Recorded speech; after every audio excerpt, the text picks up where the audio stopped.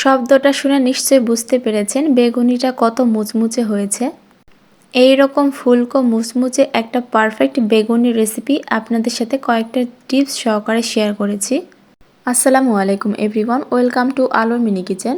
বেগুনি বানানোর জন্য নিয়ে নিচ্ছি 1 কাপ বেসন, 1 চা চামচ মরিচের গুঁড়া, 1 চা চামচ হলুদের গুঁড়া আর দিয়ে দিচ্ছি 1 চা চামচ লবণ, 1 চা চামচ জিরার গুঁড়া। শুকনো উপকরণগুলোকে আমি এভাবে করে চেলে নিচ্ছি। অবশ্যই চেলে নেওয়ার চেষ্টা করবেন। দিয়ে দিচ্ছি 1 চা চামচের মতো রসুন বাটা, 1 চা চামচ আদা বাটা। একটা হ্যান্ড উইক্স দিয়ে এগুলোকে ভালো করে মিশিয়ে নেব। এবার দিয়ে দিচ্ছি পানি। আমি অল্প অল্প করে পানি দিতে থাকবো আর মেশাতে থাকবো।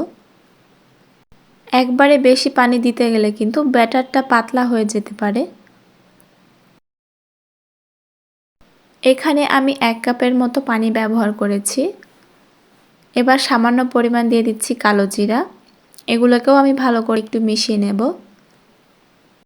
এবার দিয়ে দিচ্ছি সয়াবিন গরম তেল 2 টেবিল চামচের মতো। এগুলোকেও আমি ভালো করে একটু মিশিয়ে নেব। মিশিয়ে নেওয়া হয়ে গেলে ঢাকনা দিয়ে ঢেকে রেখে দেব একদম 20 মিনিটের মতো। এইদিকে বেগুনটা আমি কেটে নিয়েছি, এরকম পাতলা রাখতে হবে। এবার দিয়ে দিচ্ছি সামান্য পরিমাণ লবণ আর দিয়ে দিচ্ছি পানি। 5 মিনিটের মতো বেগুনটাকে আমি ভিজিয়ে রাখবো যেন বেগুনটা নরম হয়ে যায়। তারপর বেগুনগুলিকে রেখে দেব পানি ঝরানোর জন্য একটা স্ট্রেনারে। 20 মিনিট পর ফিরে আসলাম। হ্যান্ড উইক্স দিয়ে আবারও একটু মিশিয়ে নিচ্ছি। এবার দিয়ে দিচ্ছি 1 টেবিল চামচের মতো কর্নফ্লাওয়ার। চাইলে শুধু চালের গুঁড়াটা ব্যবহার করতে পারেন, তবে রেস্টে রাখার আগে ব্যবহার করতে হবে। আমার ভিউয়ার্সদের জন্য একটা tips, cornflour, baking soda, baking powder যেটাই ব্যবহার করা হোক না কেন বেগুনিটা ভাজা ঠিক আগ মুহূর্তে দিতে হবে। বেগুনিগুলো মুচমুচেও হবে আর ভালো করে ফুলবেও। এইদিকে আমি তেলটা গরম করে নিয়েছি। এবার বেগুনটাকে ব্যাটারের সাথে কোট করে গরম তেলের মধ্যে দিয়ে দেব। হাই হিটে তেলটাকে গরম করে নিয়ে চুলার ফ্লেমটাকে মিডিয়ামে রেখে বেগুনিগুলো ভাজতে হবে। তেলটাকে ভালো করে গরম না করলে বেগুনিগুলো ভালো করে ফুলবে না। দেখতেই পাচ্ছেন আমার বেগুনিগুলো কত সুন্দর করে ফুলেছে। 3 থেকে 4 মিনিট সময় ধরে বেগুনিগুলোকে আমি ভেজে নিয়েছি।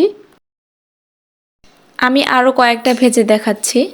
এরকম ফুলকো মুচমুচে বেগুনি আপনারাও বাসায় তৈরি করতে পারবেন শুধুমাত্র কয়েকটা জিনিস ফলো করলেই।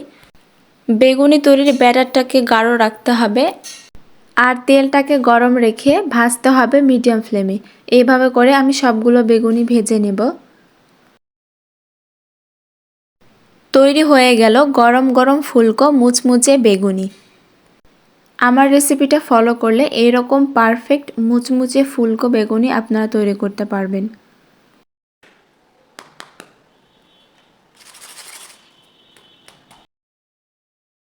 দেখতেই পাচ্ছেন কত সুন্দর মুচমুচে হয়েছে।